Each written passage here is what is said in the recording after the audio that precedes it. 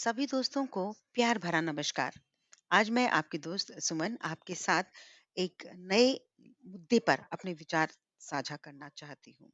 Basically ये मेरे विचार नहीं बल्कि संजय सोंधी जी के विचार हैं जो वर्तमान में दिल्ली सरकार में भूमि एवं भवन विभाग में उप सचिव के पद पर कार्यरत हैं। तो आइए देखते हैं। आज के विचारों का शीर्षक है न्यू ट्रम्प ऑर्डर अर्थात न्यू वर्ल्ड ऑर्डर।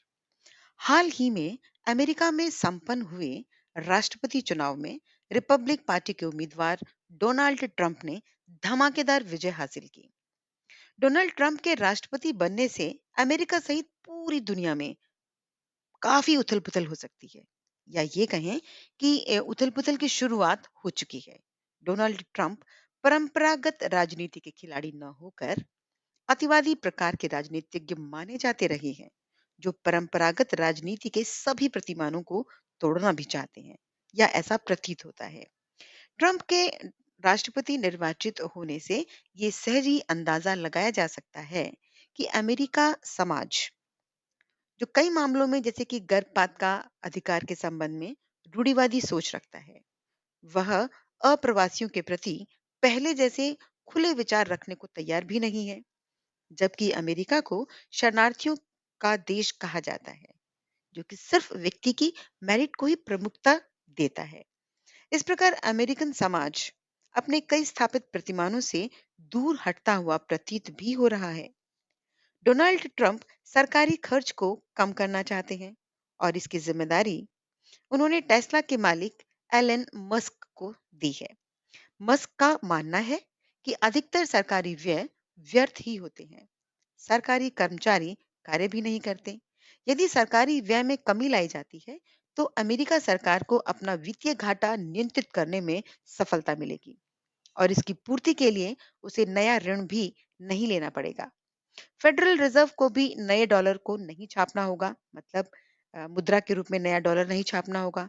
इस प्रकार डॉलर की सप्लाई या आपूर्ति में कमी हो जाएगी, जिसके परिणाम स्वरूप अंतर्राष्ट्रीय बाजार में डॉलर का मूल्य बढ़ेगा, जो कि डोनाल्ड ट्रंप के राष्ट्रपति निर्वाचित होने के पश्चात से बढ़ना आरंभ हो भी चुका है।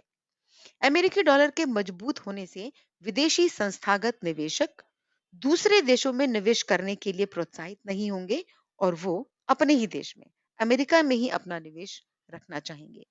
इसका नकारात्मक प्रभाव उन अर्थव्यवस्थाओं पे पड़ेगा जो अभी उभरती हुई अर्थव्यवस्थाएं हैं, यानी कि अभी विकास विकसित होने की डगर पर है। सो डोनाल्ड ट्रंप अंतर्राष्ट्रीय संगठनों जैसे कि नाटो को दिए जाने वाले जो उनकी सहभागिता है, जो उसका अमाउंट है, उसको भी कम करेंगे। इसके अलावा वे अंतर्राष्ट्रीय युद्धों में अमेरिका की भूमिका को भी कम करेंगे, ताकि अमेरिका को अपने साथी देशों को आर्थिक सहायता न देनी पड़े। और इसका सबसे बुरा प्रभाव यूक्रेन पर पड़ने जा रहा है, जो अमेरिकी सहायता के बगैर शायद लंबे समय तक रूसी हमले को रोक पाने में समर्थ नहीं हो पाएगा। कुल मिलाकर डोनाल्ड ट्रंप के कार्यकाल में अमेरिका की अंतर्राष्ट्रीय मामलों में जो भूमिका है, वो कम होने की गुंजाइश बहुत ज्यादा है। यानी कि अमेरिका जो है वो अंतर्राष्ट्रीय स्तर पर दूसरे देशों में अपनी भूमिका को लिमिट करेगा। और इससे क्या होगा? इसके विपरीत ट्रंप जो है वो अमेरिका उद्योगों को संरक्षण देने के लिए चीन से आयातित सामानों पर भारी टैरिफ भी लगाने जा रहे हैं, जो अमेरिका में आयात जो सामान होता है उस पर उनका टैरिफ लगेगा, तो सामानों की कीमत बढ़ जाएगी। कौन से सामानों की? जो आयातित सामान है। तो इससे क्या होगा बेसिकली? इससे ये कदम मुद्रास्फीति को जन्म देने वाला होगा और मुद्रास्फीति के बहुत कम स्तर पर जाने की जो संभावनाएं हैं वो नगण्य हैं, लगभग नगण्य रहेंगी। किस वजह से? जो भी डोनाल्ड ट्रंप अपने उद्योगों को संरक्षण देंगे और अपने देश में आने वाले आयातों पर टैरिफ ज्यादा लगाएंगे। तो अगर मुद्रास्फीति ऊंचे स्तर पर विद्यमान रहती है, तो फेडरल जो रिजर्व बैंक है अमेरिका का, वो ब्याज दरों में ज्यादा कटौती नहीं कर पाएगा। इसका संकेत अमेरिकी फेडरल रिजर्व के मुखिया जर्मी पावेल ने हाल ही में दिया। उन्होंने कहा कि आगामी दिसंबर में ब्याज दरों में कटौती की संभावना बेहद कम है। हम्म तो इस प्रकार अमेरिकी जो निवेशक हैं, बिना कोई जोखिम लिए सरकार के ऋण पत्रों में निवेश करके अच्छा रिटर्न प्राप्त कर सकते हैं। उन्हें बाजार जोखिम और विनिमय दरों का जोखिम लेने की कोई जरूरत नहीं रहेगी। और इसका जो दुष्प्रभाव है वो पड़ेगा एमर्जिंग इकोनॉमीज पर, यानी कि उन अर्थव्यवस्थाओं पर जो भी विकसित होने के राह पर हैं। तो डोनाल्ड ट्रंप के राष्ट्रपति बनने से सर्वाधिक परेशानी चीन को होने वाली है। इसका एक अप्रत्यक्ष लाभ भारत को हो सकता है। अमेरिका भारत को चीन के खिलाफ एक प्रतिरोध के रूप में इस्तेमाल करना चाहेगा। डोनाल्ड ट्रंप के रूसी राष्ट्रपति पुतिन के साथ मधुर संबंध हैं और वे यूक्रेन युद्ध के संबंध में रूस के खिलाफ लचीला रुख अपनाएंगे, जो कि आधुनिक विश्व के लिए दीर्घ अवधि में घातक सिद्ध हो सकते हैं। ऐसी संभावनाएं हो सकती हैं। और इसका प्रमाण हमें द्वितीय विश्व युद्ध के समय में मिलता है, जब चेकोस्लोवाकिया के मामले में ब्रिटेन के प्रधानमंत्री चंबरलैंड ने हिटलर की मनमानी पर आंखें मूंद ली थी।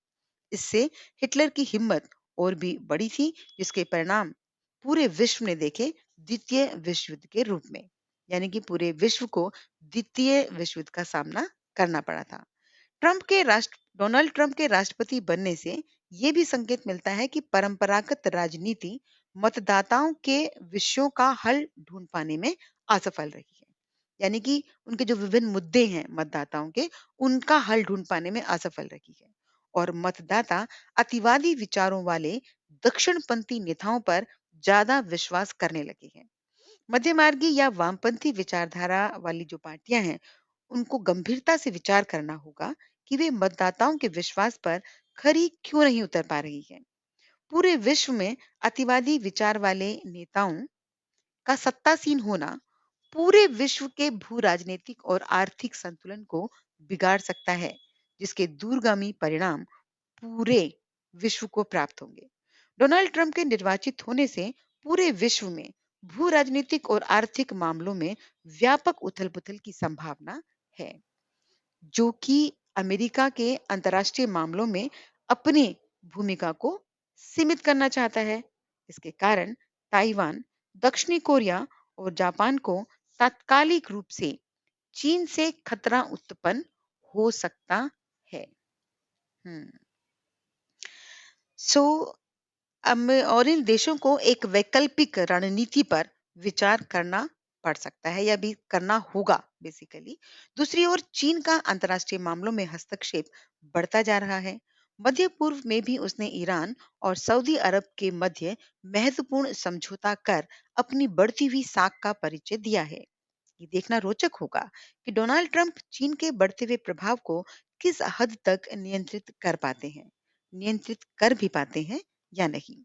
इस प्रकार न्यू वर्ल्ड ऑर्डर एक न्यू ट्रंप ऑर्डर के रूप में देखा जा सकता है, कहा जा सकता है और समझा जा सकता है। मैं विचार मैंने अभी आपके साथ साझा किए, वो लेखक के अपने विचार हैं, यानी कि संजय छोंदी जी के अपने विचार हैं। और यदि किसी को उनसे सहमति या असहमति है, तो वो बात कर सकते हैं हमारे संदेश के माध्यम से, हमें संदेश देकर। तो और वो अपने सभी विचारों के लिए वो स्वयं ही उत्तरदायी भी हैं। इसी के साथ आप सभी का धन्यवाद। और अगले ऑडियो में आपके साथ एक नए विचार पर फिर बातचीत होगी। तब तक के लिए अपने दोस्त को आज्ञा दीजिए। Take care, bye bye. अपना ख्याल रखें और अपने अपनों का ख्याल रखें। Bye bye.